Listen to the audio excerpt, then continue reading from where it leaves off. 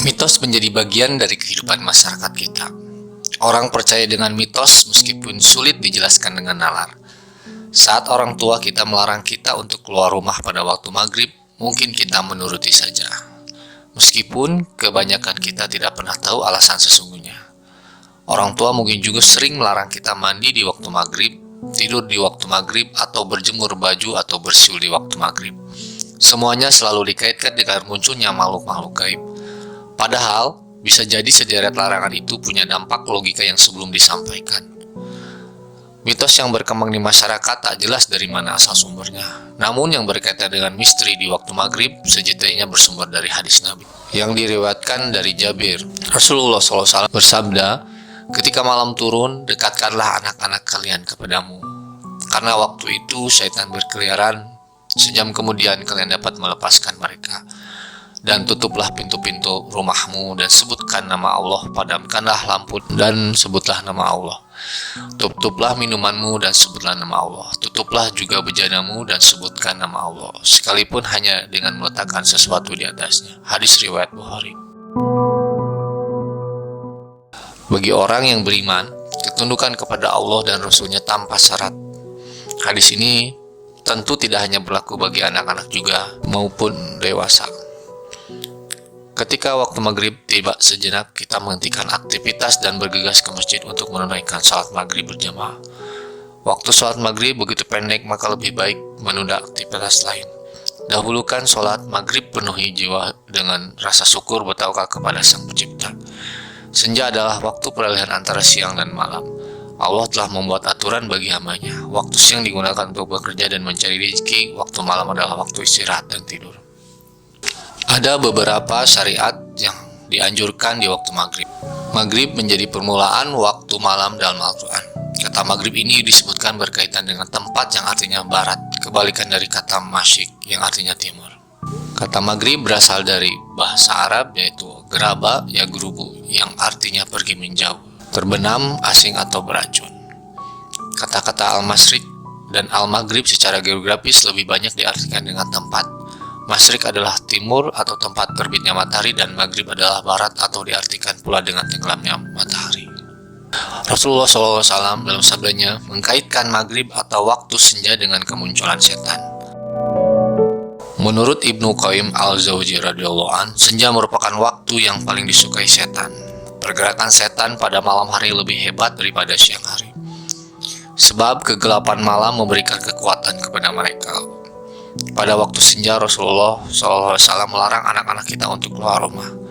Ibnu Hajar al-Asqalani radhiyallahu an dalam kitab Fathul Bari mengatakan bahwa hikmah larangan ini untuk menjaga anak-anak dari gangguan setan. Anak-anak yang telah habis bermain, pakaiannya mungkin penuh dengan kotoran atau bahkan terkena najis. Tabiat setan senang terhadap barang yang najis. Karena itu setan dengan kalangan bangsa jin akan mendekati anak-anak. Ajaran Rasulullah ini menurut Imam Nawawi radhiyallahu an mengandung kebaikan di dunia dan akhirat. Rasulullah meminta kita untuk menjaga etika supaya terhindar dari gangguan setan. Setan tidak mampu membuka makanan dan minuman yang sebelumnya yang dibacakan bismillah. Pada waktu maghrib, setan berkeliaran dan bahkan memasuki rumah dan kemudian menumpang makan dan menginap di rumah kita. Karena itu Rasulullah SAW mengingatkan, apabila seorang itu memasuki rumahnya dan mengingat Allah dengan membaca bismillah ketika memasukinya dan ketika ingin makan, maka setan akan berkata kepada golongannya, "Kalian tidak memiliki tempat untuk bermalam dan tidak juga makanan makan malam." Sebaliknya, apabila seorang itu memasuki rumah dan tidak mengingat Allah ketika memasukinya, setan berkata kepada golongannya, "Kalian telah mendapat tempat bermalam." Hadis riwayat Muslim.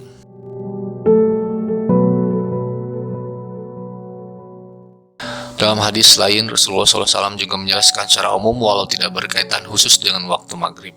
Tutuplah bejana, ikatlah sikat tempat air dari kulit, dan tutuplah pintu serta matikan lampu. Karena sesungguhnya setan itu tidak bisa singgah di tempat yang tertutup. Tidak bisa membuka pintu yang tertutup dan tidak bisa menyingkap bejana yang tertutup. Jika salah seorang dari kalian tidak mampu melainkan hanya dengan meletakkan di atas bejananya sebuah lidi dan ia mengucap nama Allah, Bismillahirrahmanirrahim, hendaknya ia lakukan itu. Hadis riwayat Bukhari Muslim. Namun Rasulullah SAW menegaskan dalam sabdanya, sesungguhnya setan itu bergerak bebas di dalam tubuh anak Adam melalui saluran-saluran darahnya.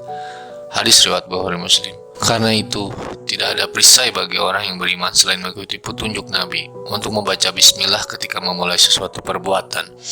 Karena setan tidak akan mampu menembus sesuatu yang disebutkan nama Allah padanya.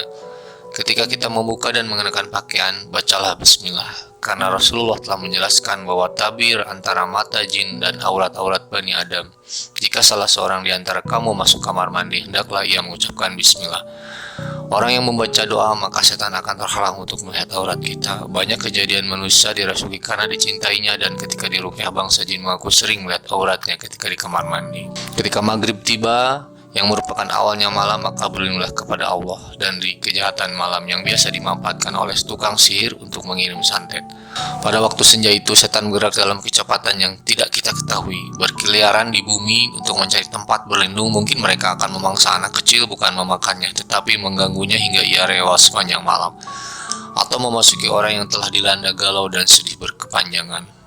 Di waktu senja itu pula setan berupaya menyusup kepada manusia, kemudian membisikinya untuk menikmati malam dengan kemaksiatan. Keberhasilan setan dalam kelompoknya bukan mengikuti manusia dengan wujud pocong, kuntilanak, atau genderowo, karena ini hanya gambaran yang diciptakan oleh mitos.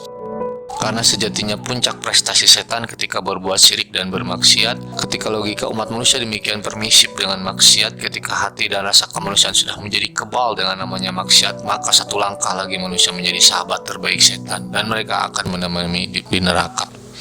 Inilah ajaran Rasulullah SAW. Semoga Allah Ta'ala menjaga kita dari makhluknya, termasuk pada kejahatan setan pada waktu maghrib.